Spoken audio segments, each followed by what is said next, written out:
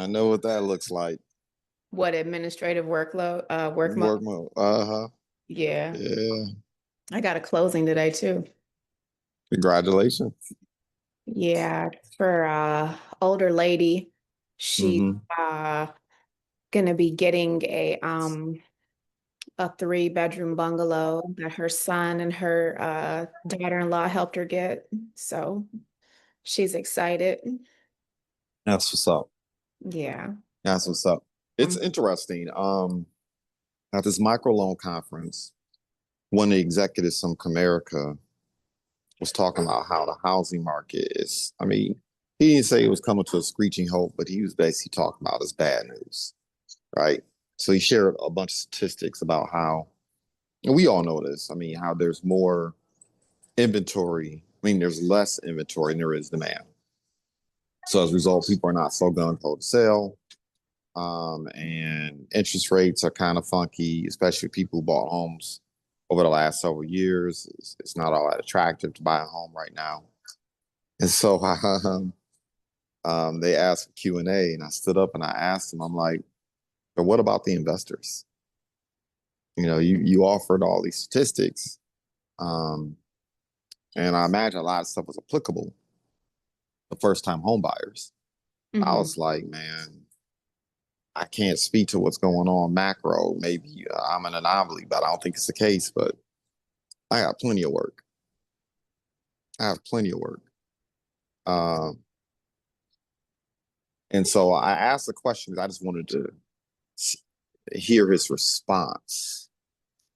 Um, but I just firmly believe if you are an investor or a wholesaler, um, this market ain't slowing down. Not one bit. It's not slowing down at all. I don't see it. Not with all the people I know who are calling me from all over the United States talking about relocating back to Detroit. I have appointments with 3 people next week, not even on some real estate, just on some business development, catching up, what we're going to do to, get to the bag, make an impact to the community. And 3 of them are from out of state, relocating back, Mhm. buying homes. So, Well, I mean, like you just said, it depends on your individual situation too. You know what I mean? Like, mm, I think that a lot of people are, it depends on your socioeconomic too. But if you're like an entrepreneur, and you are in pivot mode, or you know what I mean, like that's always your thought process. You're not really going to be turned off by what's going on. You're going to just be ready for the ebb and flow of it all. You know, yeah, so yeah. I think that's what um, makes it kind of different for people in that operating in that space, hmm just makes it different for them. But I do think that there's a lot of uncertainty with jobs, the government, all of Yeah. that definitely playing a role. Even for people who have to buy or have to sell, because like even in my subdivision, there's like maybe 5 or 6 houses for sale on the market. Um, so people are definitely selling, and hmm they're, hmm the way that they're priced too, they're priced below the appraised value too. That's interesting. Yeah. That means reality and slapped them upside the head. Yeah, I Yeah. mean, hmm definitely. So, hmm or maybe just circumstances, True. change, True that. because we do have all of those layoffs and things like that. And maybe they just are downsizing, they don't really want to continue to pay, hmm because it could definitely be expensive, you know. Yeah. So, yeah. Yeah. So since our talk Wednesday at the luncheon, I have been getting all these videos. I swear they listen to everything. I'm getting all these videos in the feed about people talking about how to pivot, what to do. Like if you're in a situation where you were relying upon those benefits, what your next move should be, right? Hmm. Whether you believe this shutdown is going to last for the next 2 days, 2 weeks, 2 months. I firmly believe that when the shutdown ends, I don't think there's anything like, I don't believe in coincidences. I really do believe that the powers that be are angling to cut back on these benefits permanently. They're not going to completely remove everything, but I think this was like the test. Yeah, like a test run. Hmm. Yeah, I yeah, I mean, like you believe said, things you are going to be can't. dramatically different. Yeah, you can't totally cut them all off just because there are certain people who really need them, like people who are disabled and, those kind of things we were talking about on Wednesday. People who definitely, are in real need. Yeah. Yeah, I think it's definitely a test run to see how it goes. Hmm. Um, and I don't think that a lot of people are really thinking about the long-term effect of it either. I think that a lot of people are thinking that it's going to blow over and be business as usual in a couple weeks. And that's just not the case. Because even was that last year or the year before when they laid off and all those government employees? I Hmm. know quite a few people who were affected by that. Yeah. And some of the ladies actually had real estate sales licenses and were thinking about, getting into, that lane.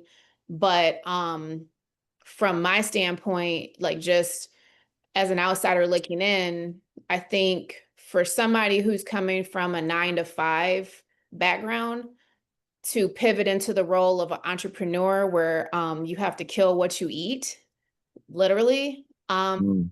I think it's a skill set you have to develop, and it's very difficult for someone who, especially someone older, who's been Hmm. in corporate America or in, kind of like a holding pattern, going to an office in an office environment, used to a more structured environment to just hop out on their own and be like, okay, now I'm going to do sales or now I'm going to do insurance or now I'm going to be, just an entrepreneur, period. I think it's very hard for people to shift if you don't have the right tools in your toolbox to do so.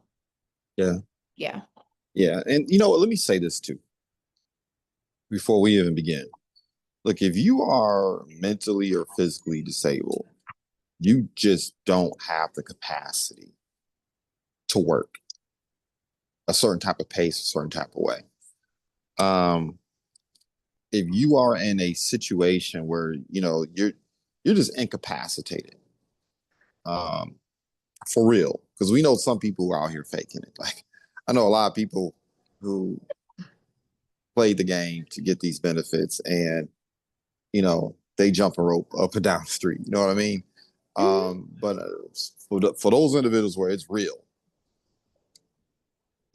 I think a lot what we're going to talk about today is not really applicable to you. And I truly empathize with the situation you may be going through. Because I just can't imagine. And I'm so grateful and thankful.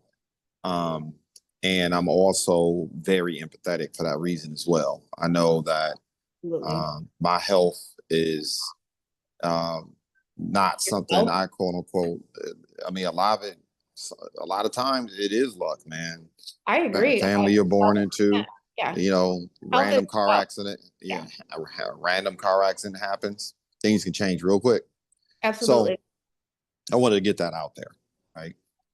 Um, but one of the things I talked about yesterday, and for me, I don't know, entrepreneurs is a different conversation that we need to have with entrepreneurs as well. But if you're not an entrepreneur and you're one of those individuals that you're able-bodied, right? And whether you're working a job paying you $12 an hour or whether or not you're working a job paying $30 an hour, one of the questions that was asked of me is whether or not everyone can do entrepreneurship. And I don't think everyone can do it on a really high level, right? Where you're elite as an entrepreneur once you start earning six figures plus. And I think it's important to keep that in perspective that most entrepreneurs, most small business owners are not paying themselves 100, 250, 500,000. You listen to these, social media exposés and people out here popping their collar, and it's tempting to think that something's wrong with you, or you're malfunctioning because you're not knocking down $1 million a year. You need to understand that most entrepreneurs are not living like that, right? So that's number one. But number two, the primary reason why I firmly believe, particularly people coming from corporate America, and I can speak to this because that was the space I operated in for a period of time.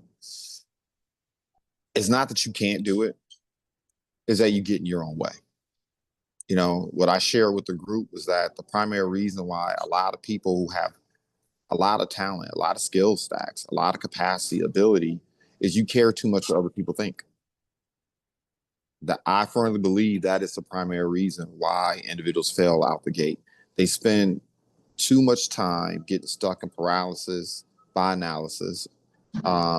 They spend too much time caring about how their circle is going to think about them. They spend too much time caring about how their family's going to think about them, how their peers are going to think about them. And it's funny, like I'm just thinking about a good friend of mine where he decided to launch his entrepreneur journey because stuff got tight. Started going through a situation. And I remember he and I would argue because he was always asking other people around him about their opinion about the different business endeavors he was involved in. And I said, bro, that's the kiss of death. Why do you even care? Like the only people you should care about are the people you serving, right? Is there a population of people out there that are desirous for what it is that you offer and meeting their needs? Or if you're going to have a conversation with someone, have a conversation with someone who's done it.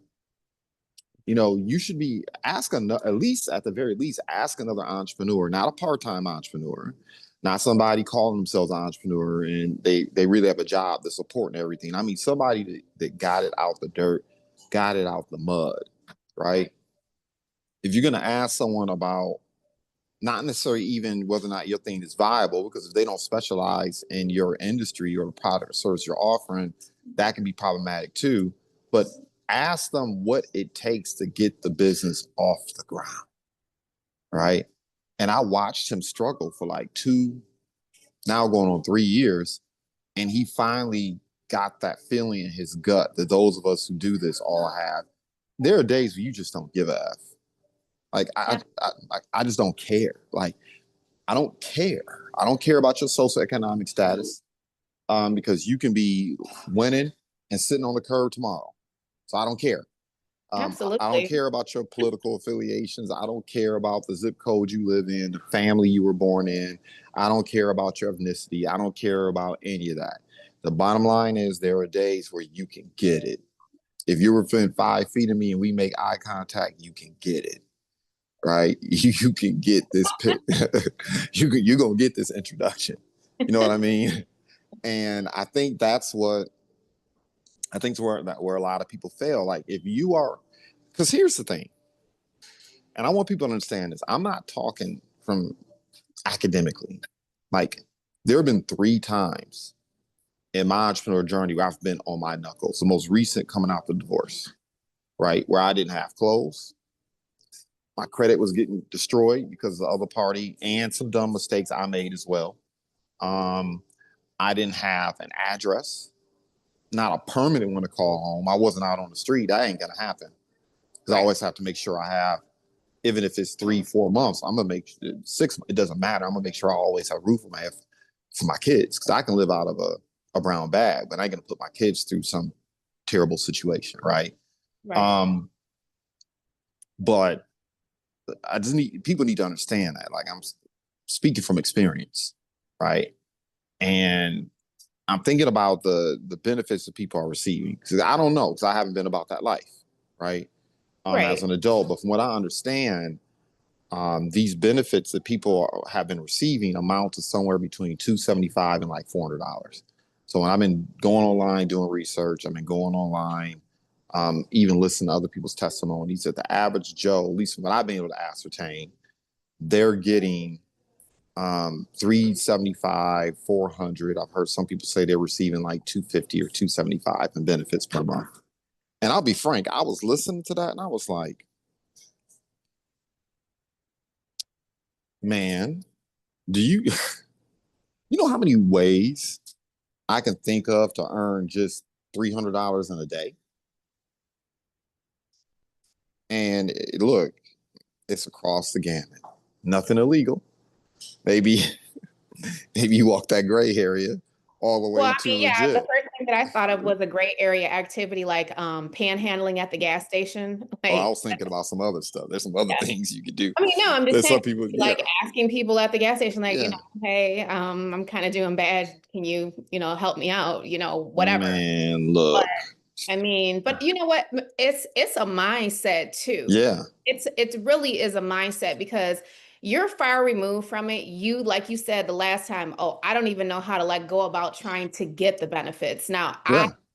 do because But hold on, it wasn't too far ago. I was going through the BS.com. of course, yeah. But I still the first thing that went through my mind wasn't to go to apply for benefits. I never thought about applying for unemployment. I never thought about applying for SNAP. I never thought about applying for any type of government, state, county assistance. And you never would because it's a mindset. And because number one, it's not enough. Agreed. I mean, it's not enough. So you're going to get yourself trapped into a situation. And once again, it's not to be empathetic, but we are hoping this talk for the person that's drawing the line and saying, I said, I'm not getting caught up in this trap. I deserve better. My family deserves better. I have children. I got to respond. No, no, no. 375 a month is not enough for me to stand pat and wait for something to happen. $2,000 a month and some type of government aid or income, that's not enough. Like the hoops you have to jump through to get approved for these benefits, quite frankly, is more time consuming than going out and doing what you got to do to earn the money. You know what I Yeah, mean? Like, focusing on an income generating activity as opposed yeah, to through this bureaucratic circle jerk of all this paperwork. And it yeah, is paperwork intensive because yeah, I have people who I'm mentoring and people who are close to me that are involved in getting those kind of services. And it's a frustrating process for them because a yeah. lot of times it's set up to make you fail. And even somebody who really and truly needs the benefits, like a single mom with 3 kids, they make you go through so much where, you're just like, okay, so like, is this a joke? Like, what is going on here? Um, Yeah. so yeah, it's definitely it's not really worth it. But when you're in that hot seat and you got it, you're like, like I said, single mom, 3 kids, you're the only person bringing income into your household. Those benefits do help, those kind of people. Well, Definitely, look, count on that. And, I think it's terrible, but at the same time, I think, like you said, you can pivot and you can think of a different way to replace um that. so you're a single mom sitting at home, 3 kids, and you're reluctant to acquire a job because then you don't have the money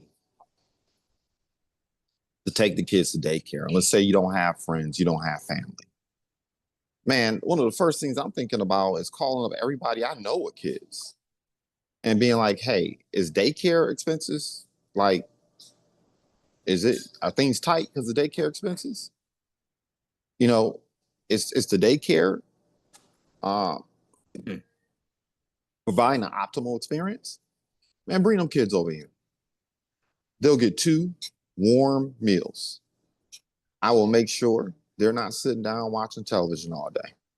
I will provide educational programming. I'll provide textbooks. We'll do the most. So you can't afford the 275 um, a week at the daycare or the 200, right? Bring them kids over here. You get 10 kids at your residence. You're charging $50 per kid. It's $250. straight up. I would move the furniture. I would move. I'd reallocate. I would move everything around and provide a space to do that. I'm not saying everybody should do that, but that's just one of the things that I'm thinking about. Right, that's Right? just one idea, one Yeah. generating activity that you could Yeah. think. Yeah. You know, business owners. I'm one of them. I need content. I don't have time. Even after we're done recording this, I have 3 appointments back to back to back to back to back. And it's going to be hectic until later on. I don't even have time to process the little bit of content that I do. Man, you got a phone. If you have, assuming you have a vehicle, man, I'll jump in my vehicle, knock knock. I know you don't have $2,000, $3,000 to pay a content creator, but let's have a conversation right quick. Give me your phone. Let's take this stand and turn it around. Let's talk about a quick script that we can put together to help promote your business. And I will record that content. I will post that content. I'll distribute that content. You don't have to pay me 2 to 3,000. How about you just pay me 200, 300 a month? Now, I know some people are gasping, but look, if somebody was willing to do that, I might think twice about it. I might think twice about it. You get 10, 20 people per month who are willing to do that. Once again, you're not going to get rich quick. It's not going to be some situation where you live high on the hog. But you can earn an income doing that. You can't convince me otherwise. Even sitting here in Royal Oak right now, I know if I was on my knuckles, I would jump in my vehicle with my iPad or my iPhone, and I would knock on every single door and say, "Hey, can can I, let's test drive this," right? I have several clients up and down this area where I'm at now, and I know they would jump at it. If I sent someone of them that was willing to charge them 300 for them to take their phone out, record content, distribute it for them, get on CapCut or whatever it is you use, Canva, and just add a little something to it and start posting it like 3 times a week, please, they jump at that, right? Um, or if you had a couple dollars you can spare, I mean, let's just be real. Even what we do with our direct selling company, right? You pay $99 one time. And now I'm talking about what I did, right? I didn't have internet access. I knew I needed to earn $75 a day. If I didn't earn $75 a day, I was going to be homeless because I was paying week to week, month to month, right? In my situation following my divorce, where I was on my knuckles. So that was the situation. And I remember I was getting up at 5 a.m. and I was on LinkedIn for 2 to 3 hours straight. 2 to 3 hours straight, just inviting people to learn what it is that I do. And the majority of people said no. The majority of people disconnected from me, whatever you call it. You Yeah. cancel the connection request, right? But I didn't care. I didn't care. Connection request, like, Yeah, block yeah, it, guy. block it. I was getting blocked left and right. But you know what? I was still touching 100 people per day. Right. The It, mission being completed no matter yeah, what. no matter what. Yeah. 100 people on LinkedIn was going to get it. And that's exactly. And I knew after I did that per day, I'd probably get only 3 to 5 people who were like, okay, I'll give you a shot. Tell me more. Let's do a Zoom together. Right. And I was like, hot damn, that's all I need. Right. Then I would leave out the residence because at that point, I was using too much of my internet access on my phone because the residents didn't have internet. And I would literally walk to coffee shops. Because I gave up the vehicle too. I didn't fight over it. I was like, just take it. I don't even want to be bothered. It's a car note. I was like, I don't even want it in my life. Take the car. And I would walk to the local coffee shops. And on the way there, if there was a business,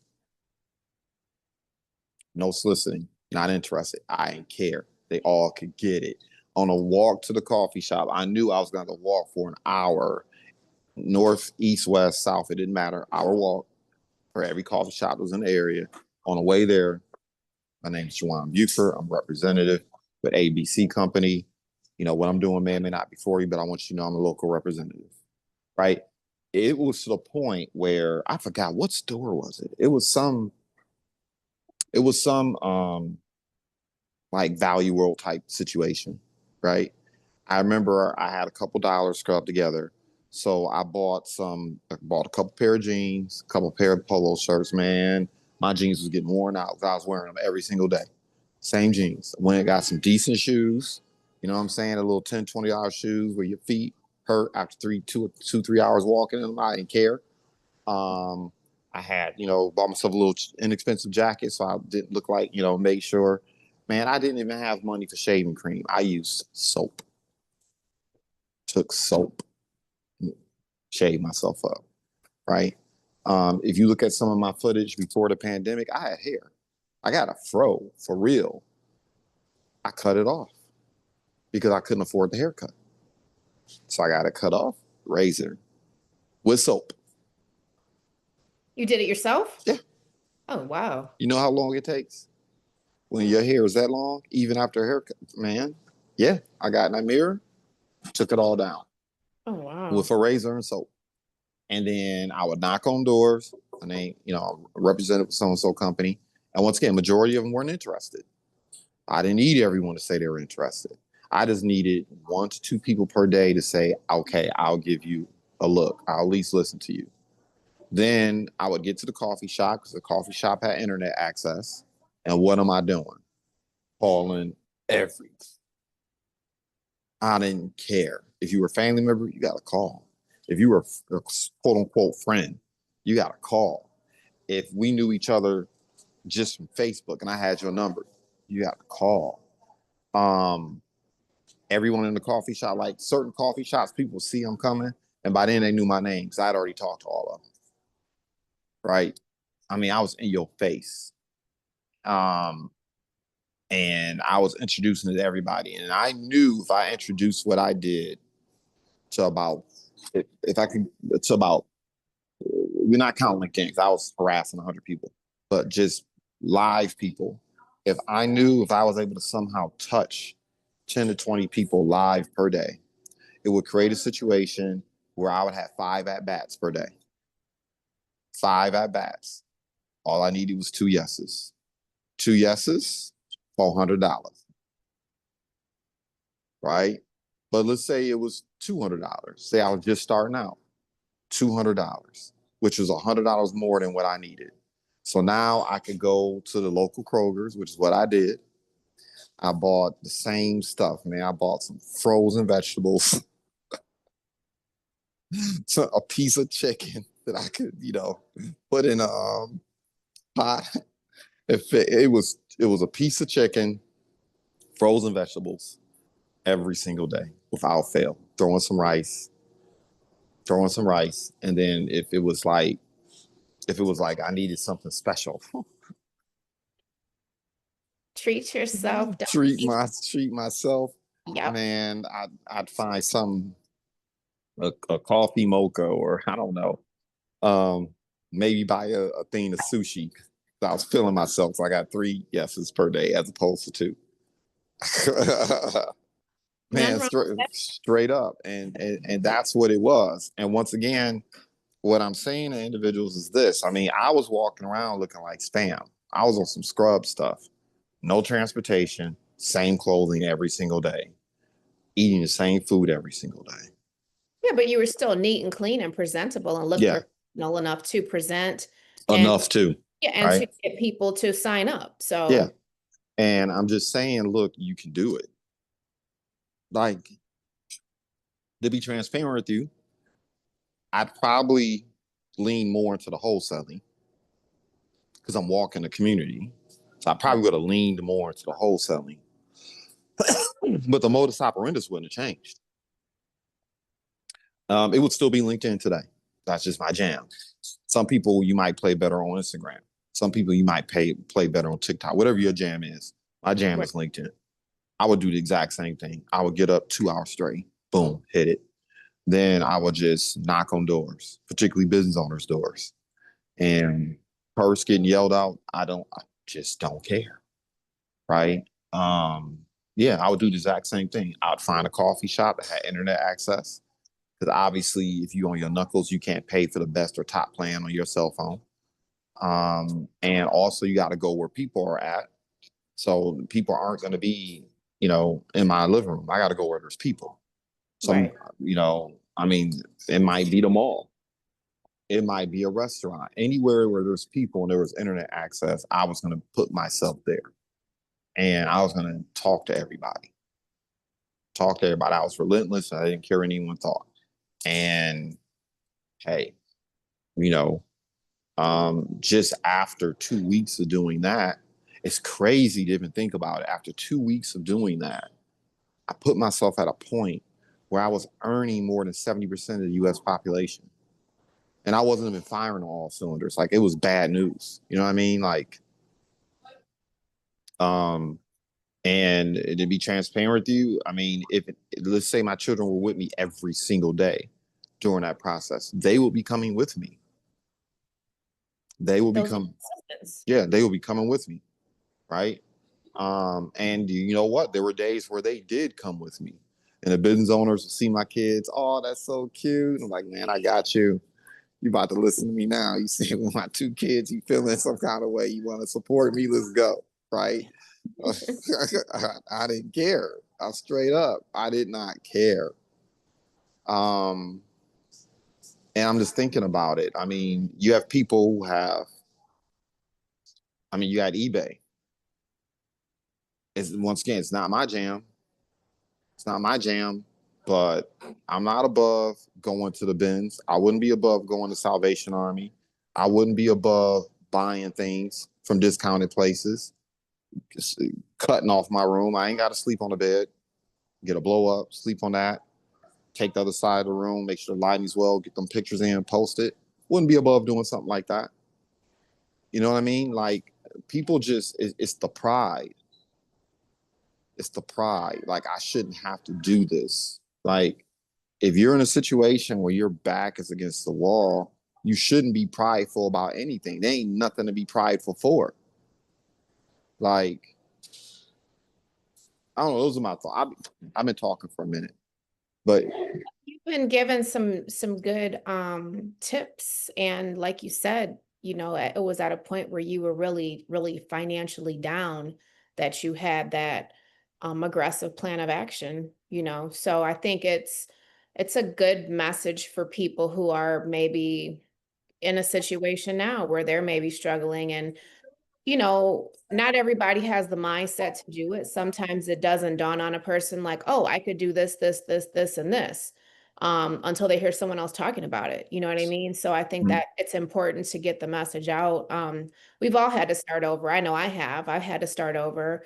Um, and at one point I lived with my brother and his first wife, when I was going through a similar situation, a divorce, and I was financially in a pretty tight spot.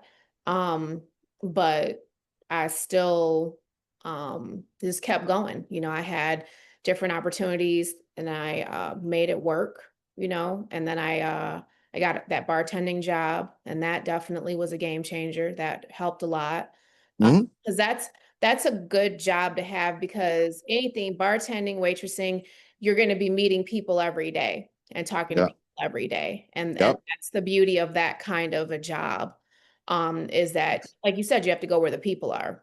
mm, And then, some of the people I met when I bartended, they're still my friends to this day. Some of the girls I worked with, we're still friends to this day. mm, I talk to them. So I think for me, when I was, coming back from a bad spot, that job helped me to be able to put money aside, because I knew that I never wanted to just work for someone else. I always wanted to venture off into like real estate and doing different real estate entrepreneurial type endeavors. I always knew I wanted to do that. So I think that definitely helped me to be able to accomplish that goal. So it's yeah, about making sure that whatever opportunities are there for you as an individual, that you explore them. And hey, everything is not for everybody. Some things Mhm. you might try and you might be like, this isn't really for me. But when you're trying those different things, something may catch on and be like, oh, wow, this is really, something that I enjoy doing, something I like doing. I'm helping people, whatever the case may be. And then you hit pay dirt and you just keep it going. So I think Yeah. it's important for people to be having these kind of conversations and really be kind of like brainstorming about different things that they can do to put themselves in a more favorable situation. It could come from a very unlikely um place. So an opportunity could present itself like you never even thought of it. Once you get into that mindset, like you definitely can't wait around for something that may or may not happen. You have to take action, you have to execute. And I think that's really what's important about this conversation is how you were saying you took action and you executed. You weren't waiting around for something to fall out the sky or change for you. Like, okay, this is my situation right now. I'm going to take action.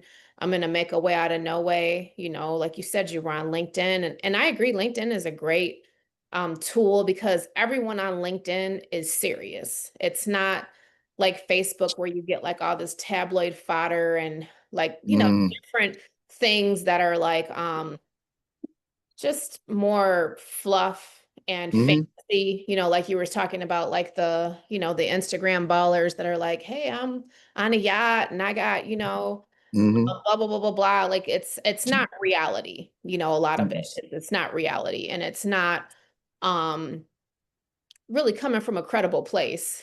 I mean? Like anybody can say whatever they want on social media. You know what I mean? It's like it's just not real. Um, Yeah. so, Like but on LinkedIn, people are serious. You more can see serious. they're more serious. It's more of a professional platform, and people are um I feel like more on a business tip as opposed to, like a lot of social media outlets where it's just a lot of fluff, tabloid fodder, and things that may or may not really be that beneficial, Mhm. depending on what it is you're being exposed to. Some of it's And, just not quality content. right. And I know what I'm getting ready to say is going to be a little bit controversial, but I don't care. I'm going to say it anyway. Because if you're on your knuckles, you don't have time to once again care about people's opinions, right? And I'm going to say this because obviously, if you listen to me, anyone's listened to me before, I tell people if you can monetize your passion, that's what you should do. Because if you're passionate about something, you'll go the extra mile. You'll sacrifice more. You'll stay enthusiastic long enough to have success that you're having. But if you're on your knuckles once again, relying on these benefits, man, forget your passion. If it works, it works. Straight up, right? I'm not about to go out right now because I'm just not passionate about it and sell health supplements. I'm not going to do it, right? Because I don't have to, and I'm just not that passionate about health supplements. But I'm a healthy enough looking guy. I work out well enough. My physique, I don't look like trash, right? And look, if there was a health supplement company I could get excited about, or I would get excited about, I'd be calling up gym owners, harassing. I would literally open up the entire list on Yelp or whatever it is people use today to do these things. Pull up an entire listing, and guess what I'd be doing? Right? I'd be calling them up. I'd be harassing them, talking about affiliate relationships. Right? It would not matter whether or not, because that's the other thing too. I don't feel like, and I'm a pray about it and wait for it's right in my soul. You are earning 375 a month. You're earning 2,000. What are you talking about? How do you know the thing that you don't want to do is the thing that you've been praying for? Because I'm gonna tell you, and every entrepreneur will tell you this, that on your entrepreneurial journey, a lot of the things that you do, you don't want to do. You don't feel like it. Like Oh, I agree. you're not waking up. I don't wake up. Look, I do okay with what I'm doing now. And there are days where I wake up like, damn this, I don't feel like doing it today. Yeah, I'm not in the mood. I'm not in the mood. It doesn't matter. Like you got to get out your feelings. This is not about how you feel. I don't care how you feel. I don't care about your opinion. I don't care about you waiting for some sign to come from the sky. The sign is your broke ass pockets. That's the sign. Okay. I don't care about you think you're a celebrity or you think you're an influencer. Obviously, you ain't influencing ish because of your pockets. I don't care if you have this vision about this t-shirt brand you're going to promote. I don't care. You have children, you have responsibilities. I don't care how you get it, as long as it's legal. But you sitting up waiting for, number one, even if you find the thing that you're interested in,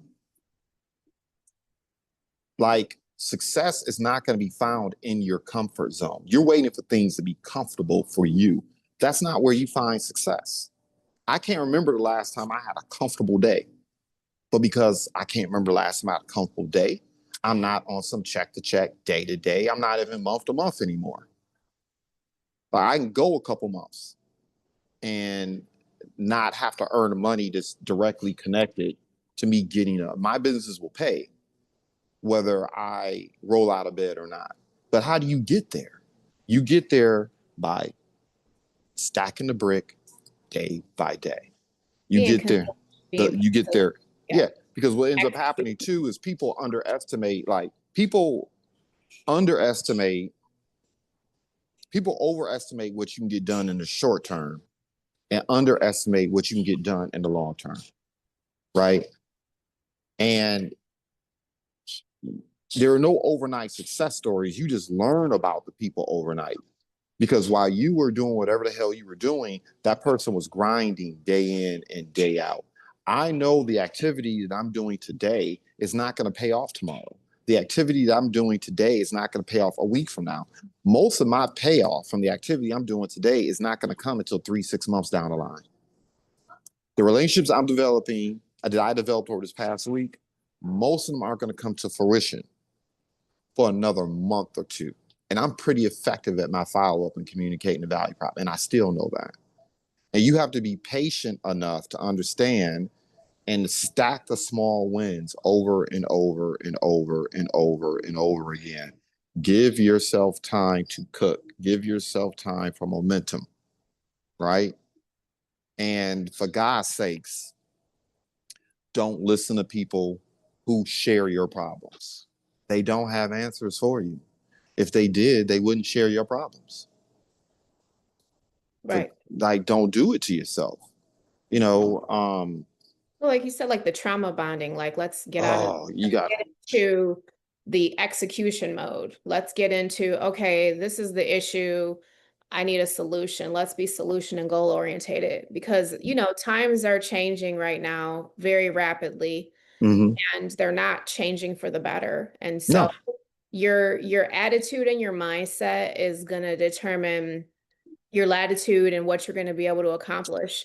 And if you don't have the right attitude and the right mindset, and you don't have the right environment for mental growth, personal development, then things are definitely not going to improve. You have to put yourself in the right situations with the right people, with the right mindsets as well. You can't be around a bunch of people who are commiserating and like, oh, we're gonna bum rush the store and blah blah blah blah blah because we're not getting, whatever.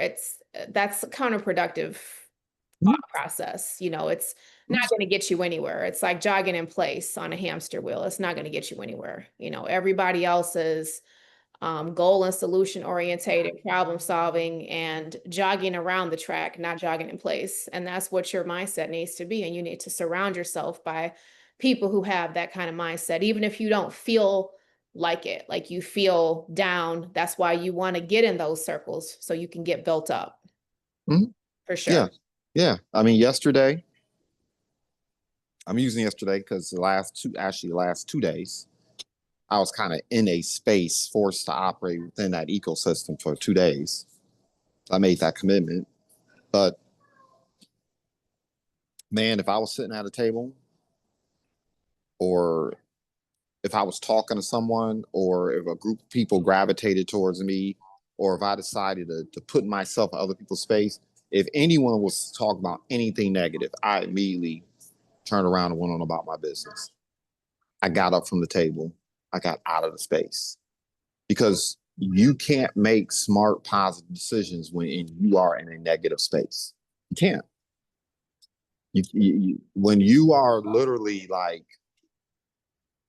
your mind is inundated with the things you can't do and the things that you don't have, and you want to blame everyone around you.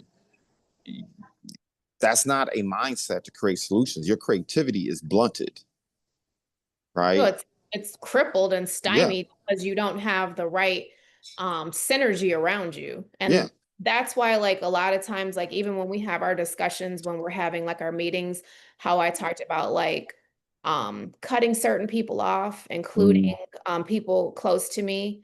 Um, it's for that reason. Like I can't allow somebody else's black cloud to poison my environment. I can't be around it. It's like makes me physically ill to be around mm, that kind of environment because I had a time in my life, and if you know, you know, mm-hmm, where I was around just completely negative environment for a very, very long time, negative people, negative environment. And so now that I'm in a more favorable position and I don't have to be around those kind of people, guess what? I'm not.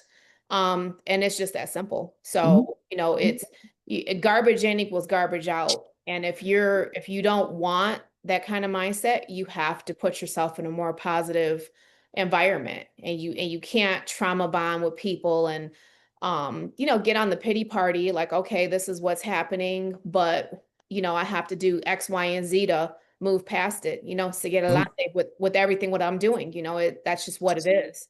Yeah. So having the right mindset makes all the difference in the world.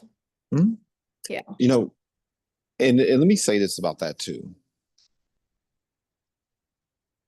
It is very rare, especially especially now, but even in the past. If I was moving on from a group or moving on from someone, I didn't have to hate. You don't hate on them. You know what I mean? Like I distance myself from people. I don't diss them. Like I'm not gonna because they're not. If they don't want to move at the pace I want to move at, fine. You don't want to play the game with the intensity that I play the game with, fine. You want to be on some BS.com, fine, fine. But I'm not going to diss you. I'm just going to distance myself from you Right. That's called because being tactful and diplomatic. yeah, that's how you go about. So I want to make sure people understand that part of the equation too. When you realize you need to move away or put space between you, family, and friends, or people who are familiar with you, don't diss them. Just invest your time in doing what you need to do, and just distance yourself. And most time, people they'll get the message. And if they start hating on you, then you know they weren't for you anyway. Yeah, I You mean, it know? doesn't have to be overt or blunt. It Yeah. could be very subtle. Like they're contacting you about X, Y, and Z, and you're just simply not available. Yeah. It's never rude, disrespectful, or hurtful. It's always done from a place of uh love and a Mm-hmm. place of you know, wanting to be tactful and diplomatic at all times. Like Mm-hmm. never, I mean, there's no reason to burn bridges with people just because your, you know, viewpoints are not don't align. Yeah. We can Now, agree to disagree. It's just that simple. And not even so have to have a conversation about it. Like we're too grown to be having conversations sometimes about, you know, when people be like, oh, I want to, you know, figure it out. It's nothing to figure out. What's understood doesn't need to be explained. And mhm. that's just the bottom line. It's not even a conversation we need to have. We just, you know, have completely different viewpoints on this. And it's okay to respectfully agree to disagree and to not even open up that can of worms. It's not necessary because we're Mhm. all grown. You know, people know what they're doing, you know. So Now, let's say you get a couple bucks. I said this yesterday in front of a room full of grown adults. I said this to them. I was like, you all think you winning because you earning 100K. You ain't winning. You ready to start up a new business, multiple streams of income. I was like, you ain't ready. You're not ready. You got people running around here, out here, 4 and 5 businesses. You can't break the 250K mark. You want to know why? Because you got 4 and 5 businesses all paying 20, 30, or 50 here. What's easier, building one business that will pay you over 100K or building 5? Because the income, the revenues are the same, but you're split 5 different ways, right? Look, when you start climbing out this hole, don't chase another shiny object. You develop some type of skill. You develop some type of ability at that point where you're generating income on a regular basis. But you're not elite yet.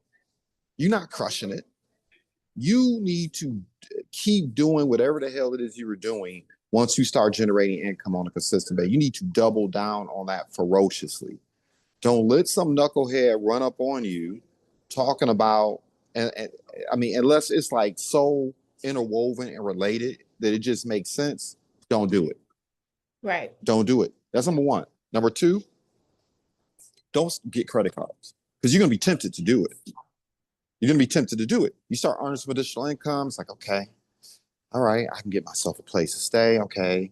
Um, I'm earning because you'll get those phone calls when you start getting back on your feet. We all get them, right? The robocalls. Hey, go get this car, this high interest car, because you need to look good in a vehicle. People will do that. They'll start climbing themselves out the hole and they end up getting some car note, $500-600 a month. Have you lost your mind? No. You get yourself a tow down used vehicle. And if you can lease, there are places where you can lease BC class vehicles. Like there are places that you can lease vehicles for work. If that's what you have to do, that's what you have to do. But don't get yourself a car note where you're paying an extra $500-600-700 per month because you want to feel good about yourself. Feel good about the accumulations taking place in your account. That you're not broken on your knuckles every single day, hand to mouth. Don't do that. You're gonna all of a sudden these credit card companies, since you got a little bit of income, they're gonna come at you and say, hey, get this credit card for $300-500. And I've seen people do it. And guess what? I made that error in judgment before in the past, right? Well, all of a sudden you got like 10 of these $500 credit cards and you start spending the money on the credit cards to do the other things. And then what you don't realize is like debt is not bad. Debt can be a beautiful thing. But if you're using debt to pay for food, if you're using debt to pay for shoes, if you're using debt to go out to eat, if you're using debt to buy things where there's no ROI, that's bad debt. That's stupid debt. Don't do it. What you do instead with that extra money is you get yourself a secured credit card. You take the $200, the $500 you scrounged up, get yourself a secured credit card and start building your credit again. Me personally, what I did is I started setting up net 30 accounts, right? So Uline, I started buying stuff from Uline. I started buying stuff from Granger. I set up a Quill account. I found out what other companies that would report to Dun and Bradstreet that would allow me to set up net 30s. And I wasn't spending $1,000 or $5,000 on stuff like that rack that people see sometimes when we're doing our talks, when we're doing our podcast. That rack, that black rack, is actually something I bought years ago, and it was on. I did it on Uline, and they gave me a net 30 account. And so the rack gets dropped off 3-5 days later. You got 30 days to pay it back, right? I started opening up these net 30 accounts because I wanted to build up my credit. So at some point when I was ready to make the investments I needed to make in back into my business, not back into my lifestyle to look good for other people, but back into my business, I had the capital to do so. When it was time to make a move, acquire an office, or get something that would really make a difference in my life in terms of my business, right? That's what you should be doing. Once you get to the point where, like I said before, you're just above survival, you're going to be tempted to blow the money. You're going to have a little bit of extra and you're going to want to reward yourself. Don't do it. Then, what ends up happening is Because if you're grinding really hard and you're doing something viable and that momentum starts to build, my experience has been for me and for most of the entrepreneurs I know who've had to like get it out the dirt, start from scratch. Sometimes it happens 3, 6 months into it, man, the money starts flowing. Like, cause you're getting good at what you're doing and people are paying attention to what you're doing and you start to develop this momentum. So you may have a $5,000 payday. You may have a $10,000 payday. You may have a $30,000 payday. You're not winning yet. You're not winning. Don't do it. You're not winning. You are not winning until your business is doing this like clockwork. Consistently. Predictable. Now I'm just consistent. Like you can predict it. Based on this activity, this is what's going down. Yeah. And until you get to that stage yet, look, I don't care what these people on social media are telling you, these little pamper parties these entrepreneurs are having, talking about treat yourself, talking about you got to get some good sleep and you got to start pampering yourself and putting on scented lotion and candles. Look, no, you don't deserve any of that until, look, I guess I'm the way I am now because once you've tasted the dirt, I ain't going back. Neither am I. And I'm not going to feel safe until I'm so secure in what I'm doing. Like I'm not going to take my foot off the pedal. I'm not going to take my foot off my haters' necks. I'm not going to stop until I've built the thing to the point where I'm like, okay, if the worst happens, we still good. Absolutely. Because I think that's the other thing too, particularly if you're coming out of corporate America. Like you don't know what we're talking about right now. You've been working in corporate America for 10, 15, 20 years. You don't know. But this is what I'll tell you, because you want to look down on people sometimes when you come from corporate America. You are closer to that broke guy or girl on the street that you're looking down to than you are to being a multimillionaire. You're closer to that, but you got more in common with that person that's homeless. You have way more in common with that person's homeless than a millionaire. I promise you that. You're only one mistake. You're only one bad accident, one bad incident. I've seen it. I've watched it. I've seen business owners be crushing it, eating today and on the curb tomorrow. And it wasn't even, I mean, some of them made dumb mistakes. Some of them were just, but I've seen it happen to people who are good people who, I can't tell you how many entrepreneurs I've dealt with over the last, especially over the last 10 years, health ailments, man, kidney failure, stroke, aneurysm,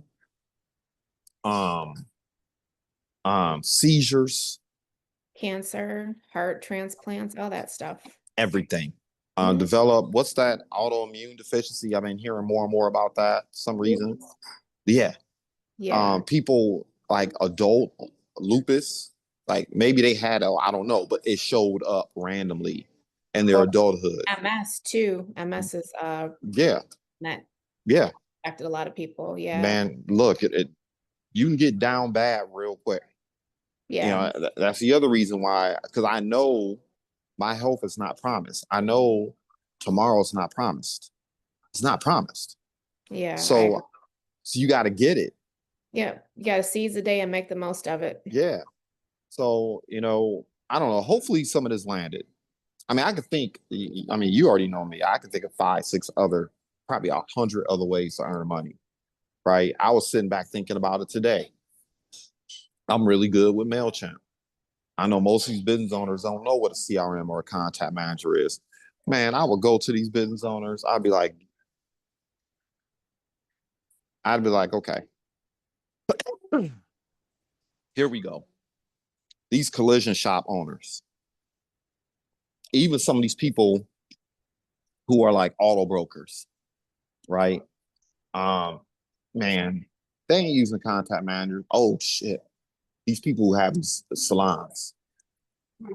Barbers, they look tougher. They're a little tougher to crack because male barbers can be like super close-minded and stubborn sometimes. They worse than attorneys and engineers. But even still, I would go to them and I would say, look, Let me install a CRM for you. Let me start using email campaigns, and text campaigns to contact the people on your phone. Because I know you ain't been recording. Give me the phones of your salon stylists and your barbers. Let's create separate categories for them in a MailChimp CRM. Look, the CRM is only going to cost $100. But what we're going to do is I will set up the campaigns to drip on your people. And I'm almost certain that I can probably get you an additional 10 people per week through this shop. Right now, you do the math. How much is that worth? If you're charging $20 times 10, that's extra 200 a week. If you have clients that are paying $50 for the collision shop owners, I mean, you get somebody to come in for a repair. If I can help you get an additional, you only need additional 10 clients per month for it to be worthwhile, right? Yeah, And you and might here, get one client where you just hitting them over the head and it's worth it. you know what I mean? I'd be like, Those look, auto shops, man, especially for people with used cars, it's typically it's a money pit. yeah, I'd be like, look, this is what we're gonna do. I need a couple bucks to get it started. I'm not even gonna hit your pockets. I'm gonna prove what I'm worth. But as a result of this business that comes through this CRM, I want a percent. So I need I need 15%. Well, I don't want to get, well, you can pay me up front or you give me my 15%. Well, I don't, well, you wouldn't have earned the extra two, three, $5,000. I wasn't here anyway. You have nothing Well, to it, lose. it takes money to make money, number Give one. me, I And want, you're not even paying, give me my 15% or whatever it is I bring in for you. right. Right. And you can, I mean, I'm sitting here now, I can see several businesses I know I could run this with. Some of these restaurant owners where the people come in, they collect their information on the POS machine. Get these people, ask them for permission to join your whatever club or join your ever membership club. Ask their permission. Let me show you how to utilize the CRM to turn those people into repeat customers, turn those people into revenues, create referrals for you. Man, if that paid residual income, I'll say I'd run out the door right now and do it.